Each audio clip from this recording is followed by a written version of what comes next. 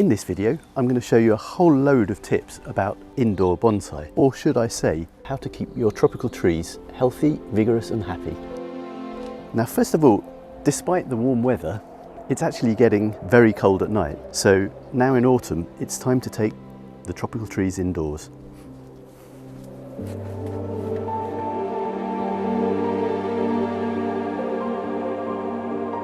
Here in Madrid, the leaves haven't quite turned yellow yet on the deciduous trees, but all the same, it's high time to take down that 50% shade sheet that protects the leaves from the scorching sun in the heat of summer, because all the trees need more light now.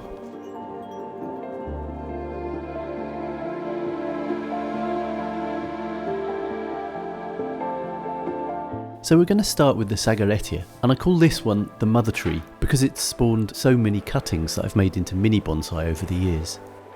So here's the first big tip. Tropical trees don't follow the same calendar as deciduous trees or coniferous trees, and when you bring them in autumn, it's a perfect time to give them a really good pruning.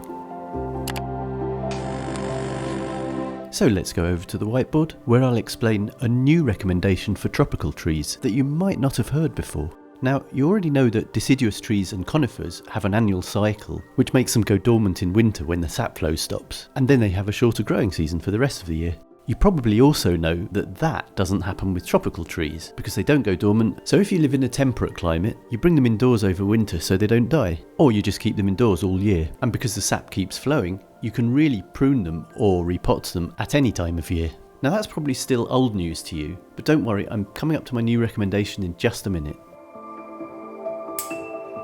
In the meantime, here's some unusual tips you might not know about the Sagarettia. Now, it's a great species for bonsai, but it does have some peculiarities. Sagarettia is more like a vine than a tree, and its shoots grow really long and thin, so you need to prune it several times a year. But the downside of that is that the trunk and stems hardly thicken at all, even over many years. But that's okay, just be patient and enjoy the journey. The new leaves are a beautiful orangey red, so these bonsai are always pretty, but I don't much like the Sagarettia flowers, so I remove them in autumn, and that saves more growing energy for the stems and leaves and roots. Of course, I miss the mini fruits later in the year, but I can live without that. I've found that Sagarettia roots thrive in a generally wetter environment, and they're very fine thread-like roots, so there's no point in growing these in a pond basket or a colander. And on the subject of repotting, let's get back to that whiteboard and ask the big question. Should you prune the branches at the same time you prune the roots? And I've always said a resounding no, because it takes too much energy away from the tree. But let's look at that a little closer with the perspective of the growth regulator hormones. Now, auxins are created in the growing tips of branches and they move down through the tree, and cytokinin is created in the growing tips of roots and it moves up through the tree. So when we prune a load of branches, we're cutting off a big auxin supply. And as long as we don't prune the roots, then cytokinin continues to be generated and sent up the tree. Now that's good, because cytokinin promotes new stem growth. After 2 or 3 weeks, the tree starts budding out again, and those growing stems start producing more auxins again. Oh, and by the way, auxins stimulate root growth. So if we prune the roots then, all those extra auxins are going to be really helpful for new root growth. So there it is, my new recommendation for tropical bonsai. If you need to prune the branches and prune the roots, first prune the branches, wait a few weeks, and then repot the bonsai.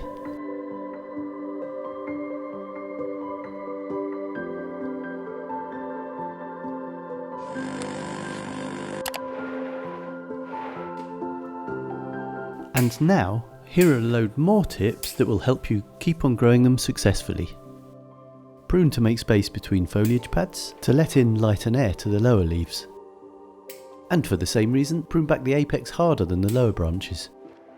As the Sagarettia slowly grows, the old bark peels off the trunk and branches, and it leaves this kind of multicolour trunk. Now here's a small Mame Sagarettia, which is actually from a cutting from the mother tree many years ago. And that loose bark makes a haven for tiny insects, so we need to remove it as soon as we see it coming loose. Most tropical species seem to be very susceptible to scale insects, especially when indoors, and I find a long summer outdoors seems to get rid of those insects. It turns out that wasps and ladybugs eat the scale insects off your tree. But indoors from autumn through to spring, I do sometimes have to use insecticide on these. after a bit of pruning, that's how this one looks. And now it's time to say goodbye to the Sagarettia and move on to a different species. And this is the Chinese privet. Now, after taking in all those long hairy roots under the pot, just keep your eyes on that branch cutter. And now let's carry on like nothing happened. Now this bonsai has nearly died on me twice. I'll start with the most recent. Last summer it was left unwatered just for a couple of days in the Madrid heat. Unfortunately the trunk died, but the roots stayed alive and they sent up 2 strong shoots. So I wrapped these around the old trunk with the idea of making it a future tanuki. The previous time it nearly died, I stupidly left it outside over winter, not realising it needs to be indoors instead of out in the cold. So these suffer in the heat and they suffer in the cold, but despite that they make great bonsai. Now with these overgrown roots, I would normally just prune them and repot it, but I want this to grow back really vigorously so the new trunk thickens and takes hold. So to keep all that energy, I'm not going to prune the roots, I'll just slip pot it into a bigger pot. And now I'll keep it indoors in a bright window to keep it growing stronger, and we'll take another look next summer and repot it properly then. Next up, it's my small tiger bark ficus microcarpa. And this one's actually a cutting from my large ficus microcarpa that starred in a video a couple of months ago. Now if you've ever had one of these, you'll know they grow really vigorously, so you need to prune it several times a year to keep the apex in check and to keep encouraging more ramification lower down. And on this twin trunk bonsai, I need to prune that secondary trunk really hard to keep it a lot smaller than the main trunk. So here we go with a nice big branch chop. But how will I seal that chop wound? Well, I'm looking forward to receiving the cut paste that Adam at Notion Bonsai has kindly sent me. Thanks for sending that, Adam. Just a few days until I get hold of it now.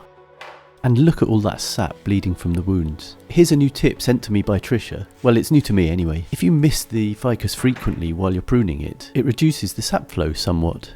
Thanks for that tip, Trisha. And now we're going to move on to a species that I'm going to be honest is my least favourite plant species for bonsai. Here we go. It's the Carmona or Fukian tea tree.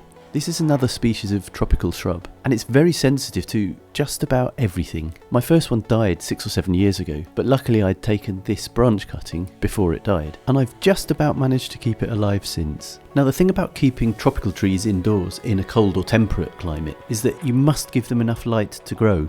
Here in Spain I put them outside all summer so they're getting plenty of sunlight. And in winter I put all of the tropical bonsai in a south-facing window to get as much natural light as possible. And I use grow lamps for all the cuttings and seedlings. Carmona cuttings root pretty easily, however I just don't want to maintain any more of these. One is more than enough. For most of the year I keep it covered with a clear plastic bag to keep the humidity high. And if you've got one indoors, you might need to do the same because indoor air can be very dry.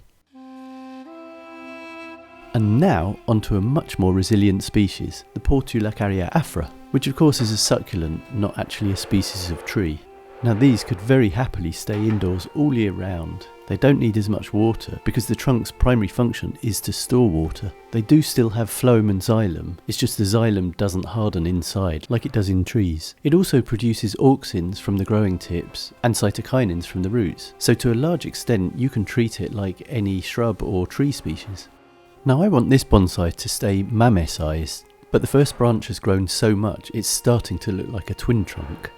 And I don't want this to be a twin trunk, so that massive branch must go. First I need to get that small branch out the way, and I'm using a concave branch cutter here, but for this bonsai, ordinary pruning scissors would do perfectly well. And I'm going to do a nice big flush cut, so that the trunk line flows smoothly up from the trunk base.